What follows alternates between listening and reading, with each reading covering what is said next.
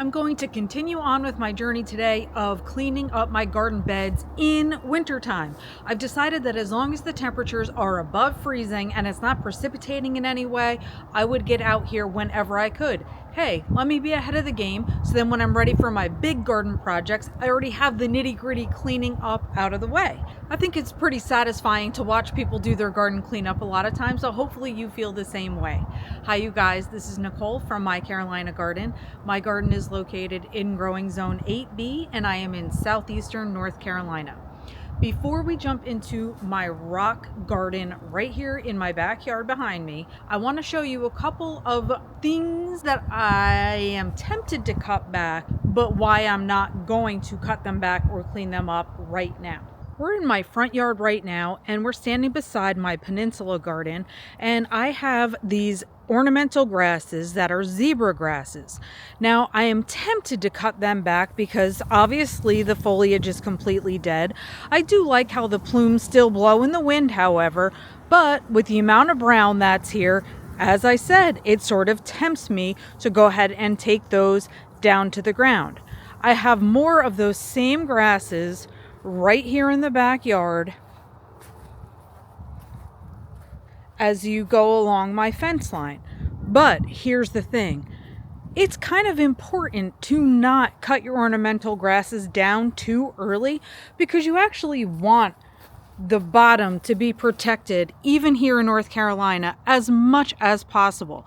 Now you can see what's going to happen is this growth up here is never ever going to turn green, but down below you'll get tiny new sprouts of green. So for the time being, probably until March time frame, I'm going to leave these ornamental grasses alone, not cutting down, which I would typically do maybe 8 to 10 inches above the ground. I'd cut all that brown off and then make way for the new green. But I'm going to hold myself back and instead just enjoy whatever plumes I have on these babies right now. This is totally just a little aside right here, but as I was walking in the front by the peninsula garden, I saw my little winter garden here, and the color just caught my eye because of course there's not a lot of color in the garden right now. And two of the things that are standing out to me are the ruffled pansies, which look incredible, and the decorative cabbage. So the purple just like looked really cool, and then the Dusty Miller backdrop also makes it look pretty neat. Anyway, back on to the task at hand, and we are going back into the backyard. The next thing that tempts me to do a little bit of cutting and shaping is the sunshine ligustrum in the back. So this is a shrub that obviously is evergreen, stays yellow throughout the year. It gets more yellow in the summertime, of course. Right now we have a lot more green sections. And I am tempted to really shape this baby up, especially as we look on the other side of it. I had put this decorative gate as like, you could barely even see it now. I put that up on the wall thinking it was going to be awesome. It's not awesome. I really feel like I want to cut my shrub back, and I also want to take that gate down and spray paint it a different color. I just have to figure out where I'm putting it, and then I'll know what color to paint it. The reason why I'm not going to clip this baby back now is because it really prefers getting its trim at the late winter time period, before the new growth comes. But right now, I don't want it to think it should promote any kind of new growth whatsoever, which will just be killed off by the cold. So I'm going to hold off on that guy. But instead, some of the cleanup I'm going to do is going to be on my gorgeous dahlias that are not gorgeous right now. But these guys start from the ground up each year. So all of this is just dead foliage. It's not going to promote anything new right there. Another thing right here, this is my Sunny Border Blue Speedwell, which of course looks like a whole lot of not much right now. The green down below is also the Speedwell and obviously new growth, but I'm going to cut back this brown dead stuff that isn't doing anything right now. I maybe can clip back some more of these blanket flowers here. We'll see if I feel like getting into that part of it or not. Oh, this is my wisteria. Wisteria is the most fabulous blooming vine in April. But otherwise, it provides gorgeous privacy here. Obviously, it goes much taller than my fence line, and it keeps its foliage throughout the warm months.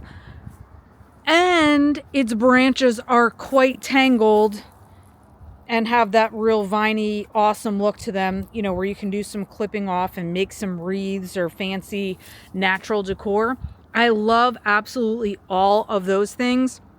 So I'm not ready to clip this guy back today because he's a monster and he's going to require me really getting in there good and doing a nice severe trim back. But right in front of him, I totally lost the name of it. Loose strife right here. This is a gorgeous like purpley kind of magenta color, a fabulous bloomer, and it's completely died back. So the idea here is just taking some of the brown stuff that I got going on, clean up what we can, just to be, again, satisfying, be ahead of the game. Ooh, let's look at the ladyhead planter, who you know switches out all the time. Well, first of all, we got a couple things that are super cool.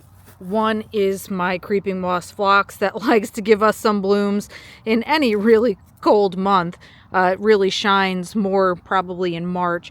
I also have some lemon coral sedum that's looking pretty nicely colored right now, even though that will also show off at another time period. In the ladyhead planter right now is more lemon coral sedum that it's basically just having its winter color right now with its reddish tones in there. And then the cascading rock sedum as this center point. Very minor clipping can be done on it. Very minor. I think the sedum was an excellent choice to have in the ladyhead planter for the front because it just looks like part of her hairdo, really. And then the idea here will be to change out the plants that are inside the middle. So it had, we had all sorts of things in here. I'd have to actually think about what it was last. Some begonias and coleus, I believe. I do have some hostas. I have so many hostas around my property in different places that I haven't gotten to clip back or cut off all the dead foliage on that yet. And really, that would benefit everything over here because you don't want to allow any disease to fester in that spot. And then we'll I guess we'll see what happens. The lemon coral sedum right here also looks pretty nice because when you stand back, not much shows up. Everything kind of looks dreary and drab. But this back here was the cordyline. It was the hot pink magenta one that I have gotten to overwinter successfully right in the ground, even though we're kind of zone pushing on that. I could really cut that back as well, but I think I'm going to wait because it is a sensitive plant. I don't want to do anything to it to damage it. So let's get rocking and rolling, cleaning up the rock garden.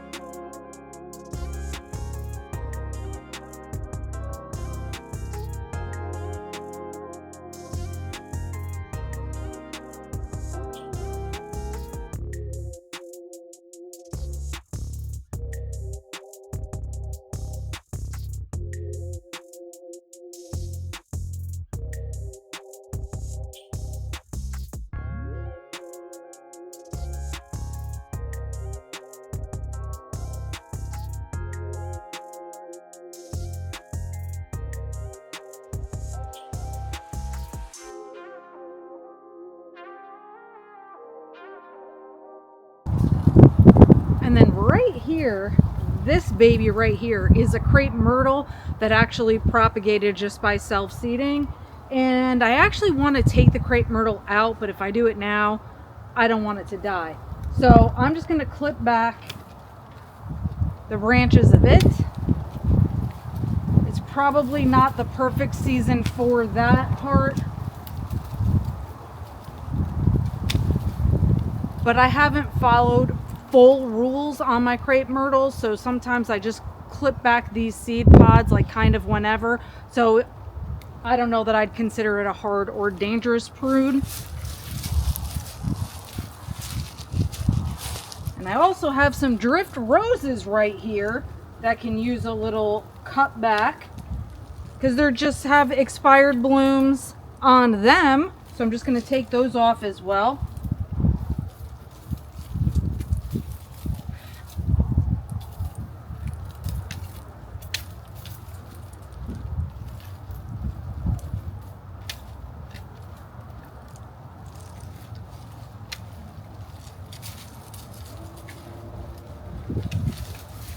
Just giving myself a little more breathing room around this rock here.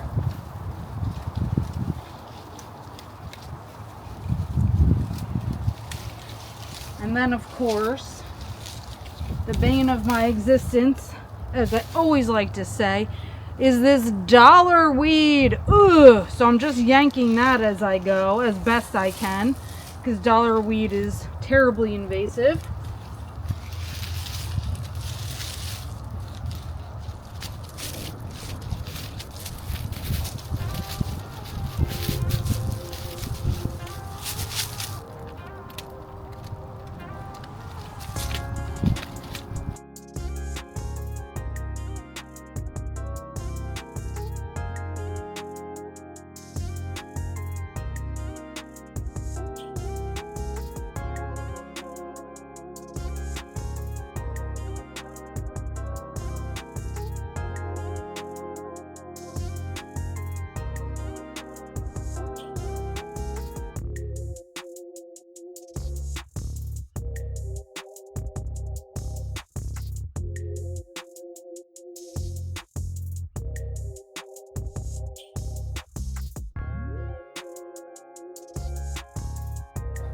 Now, while I don't want to get fully into the wisteria, as I said, this side on the right being way smaller than the side on the left, I obviously have things growing in here that aren't meant to be in here. These look like some oak leaves, so I'm guessing this is like in here because of my neighbor's tree. So I am going to see if I can find out where that's coming from and cut that back, as well as this nasty vine, you know, the one that with all the prickers on it. And of course, look at it right now, staying green like this. So it's making it very obvious where it is on the ground. So I'm going to try to grab some of that too. And then I have another little patch of it right back here.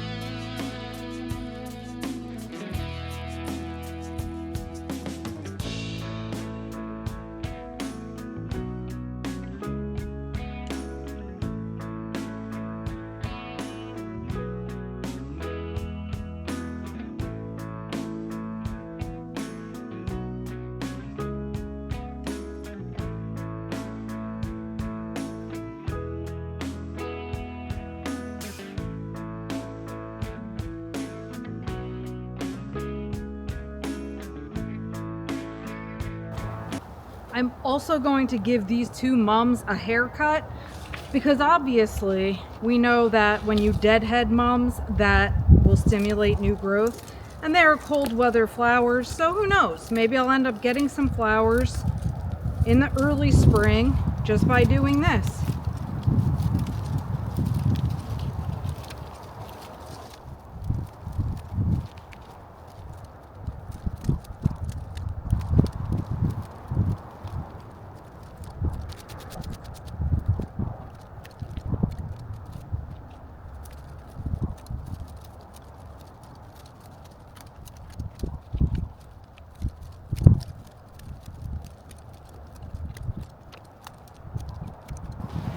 So at this point with the mums, my new growth is happening inside here, inside. So even if I did a haircut like that, which is haphazard really, I'm not looking out for where little buds are or anything like that. I'm just looking more to do like a rounded all over deadheading, and that's it. I'm not going to be too precise about it, and it doesn't look like I'm going to affect any of that additional, like I said, new growth that's inside in the middle of there. So I'm happy with doing the job this way.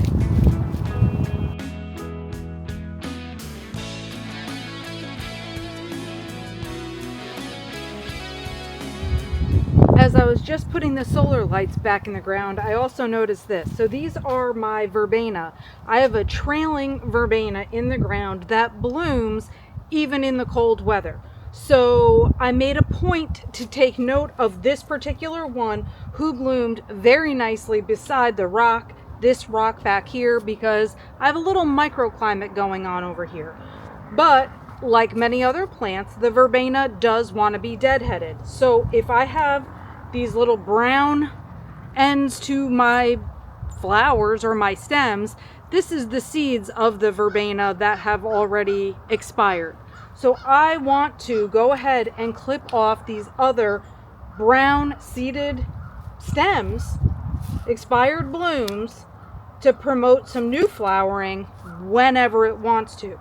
So once again, for me, and yes, I am in zone 8, I don't think this is going to harm this plant at all because it blooms through the cold weather, and it's going to stop blooming if it has to be deadheaded.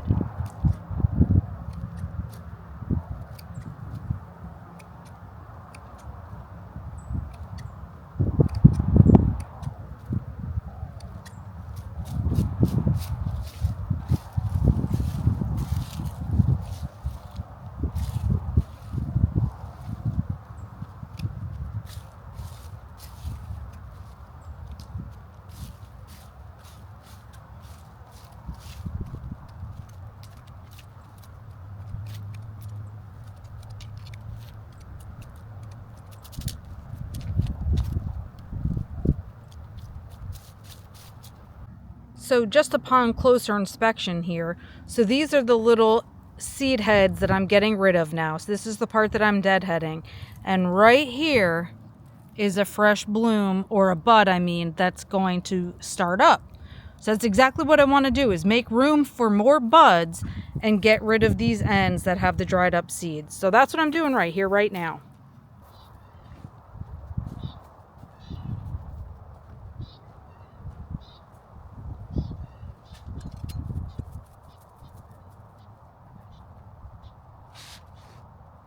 Yet another day of progress, so we can't be upset about that. You know, one thing I thought of too that I just wanted to share with you, in case you're in an area that is maybe not experiencing some mild winter days right now. You know how when you go to the store, and the stores are always ahead of the game by like a full season sometimes with the merchandise they're putting out? So when, for example, it was Christmas time, before Christmas even came, I saw some Christmas was getting cleared out of the way and Valentine's Day stuff was coming out. Or when it's in the middle of summer or the start of summer and back to school stuff comes out, and it's always so frustrating. Well, right now is the only time that it is not frustrating for gardeners, in my opinion, because you already start to see spring stuff begin to trickle out, and new pots and new tools and different things like that that just get you going. And this means gardening season is on its way. Even if the stores are ahead of the game, the excitement is beginning. So it'll be time to be buying seeds and, again, fun pots and different things that you might see out there. So that all leads us into designing our gardens for that year and our garden planning and stuff like that. So we have so much more to talk about and so much more to get into just in these cold months before the labor time of the gardening season actually gets here. So I'm looking forward to all of that. Thanks for joining me today and being here. Please follow me on social media if you don't already at My Carolina Garden. And until next time, you guys, happy planting.